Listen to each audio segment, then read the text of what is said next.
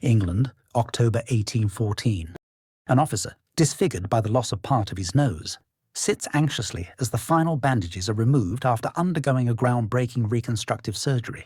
Seeing his reflection, his friend exclaims in astonishment that his nose is back.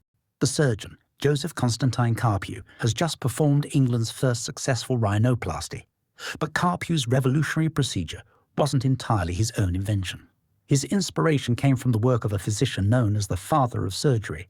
Who was this enigmatic figure, and why does his wisdom remain relevant after over 2,000 years? Let's find out. Hello and welcome. We're thrilled to have you join us as we explore fascinating and lesser-known stories from the history of science. The best part? You don't need any technical background, just an open mind and eager curiosity. Let's begin. Like most scholars of the ancient world, our knowledge of Sushruta, the hero of this video, is shrouded in legend. He is estimated to have been active around 500 years before the birth of Christ, making him a rough contemporary of Greek physician Hippocrates, who was given the title Father of Medicine. Details about his childhood, life and training are hazy at best and mixed with legend. Some traditions claim that Sushruta was mentored by Dhanvantari, a mythical physician to the gods. Others state that he was trained by Devodaso, who was both a physician and the king of Varanasi. Regardless of his origins, he is known for compiling his surgical knowledge into a grand book called the Sushruta Samhita. This text, which is foundational to traditional Ayurvedic Indian medicine, contains suggestions and advice that is still followed today. To appreciate its advanced nature, let's examine some of its key contributions. We will begin with the fact that the text is divided into multiple parts, each dealing with different aspects of the surgeon's art. The first section discusses the ethics and philosophy behind medicine. Other sections detail diagnostic techniques, anatomy, procedures, toxicology and specialized body afflictions. Sushruta details methods used to clean the rooms used for operation and recovery. He suggested using fumigation with herbs such as gugulu, white mustard, and vacha. These happen to have antibacterial properties, which would have gone a long way towards preventing post-operative infections. He emphasizes the importance of thorough cleaning of surgical instruments before and after surgery. Sushruta also gives advice on proper sterilization of wounds and incisions. Suggested substances include salt, mustard, and clarified butter, which have antiseptic properties and would have helped prevent bacterial colonization of wounds.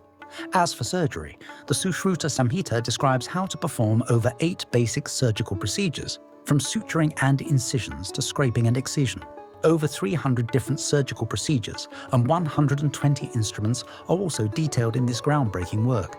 Of course, Sushruta was a teacher in addition to being a surgeon, and understood the necessity of proper training.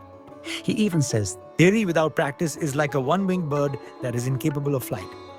To properly prepare students to perform surgery, he recommends they undergo a rigorous training regime where they are able to watch and learn from masters.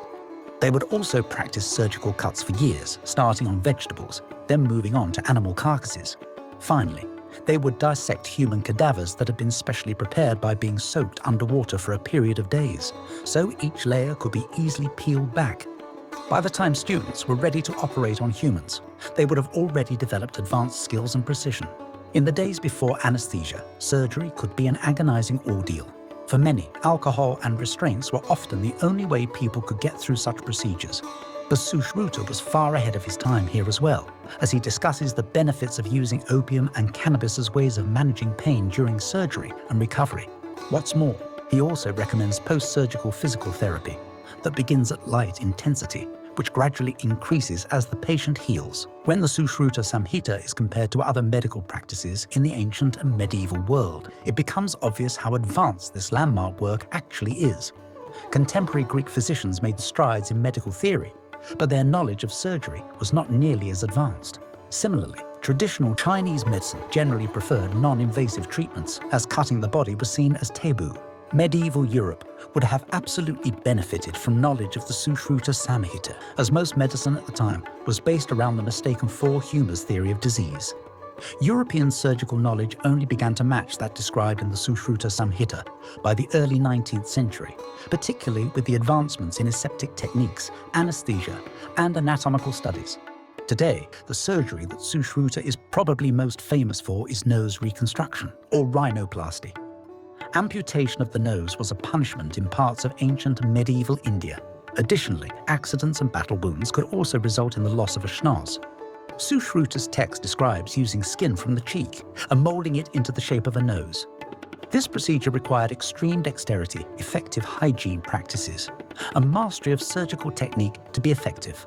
The techniques emphasize both the necessity of making the new nose functional and aesthetically acceptable. This innovative technique restored dignity and a sense of normalcy to countless individuals in India, and thanks to dissemination of his works abroad. Although the details of Sushruta's death remain unknown, his impact is undeniable. His writings were translated into Chinese and Arabic, spreading throughout East Asia and the Middle East. By the 8th century AD, the Sushruta Samhita had been translated into Arabic as Kitab-i-Susrud. While source tracing can be hazy, it's believed that excerpts of this work made its way into Europe, and Sushruta influenced doctors for centuries. Different kinds of rhinoplasty operations were practiced sporadically in Europe, with a notable mention stemming from a 1597 Italian surgical text.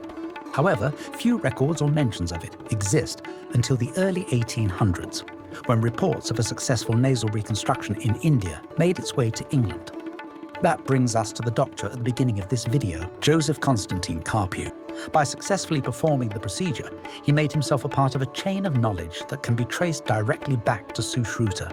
In the ancient Sanskrit language, his name meant "he who is well heard." The fact that his works continue to inspire the medical community over 2.5 millennia after his life is a powerful testament to the enduring significance of his name and legacy.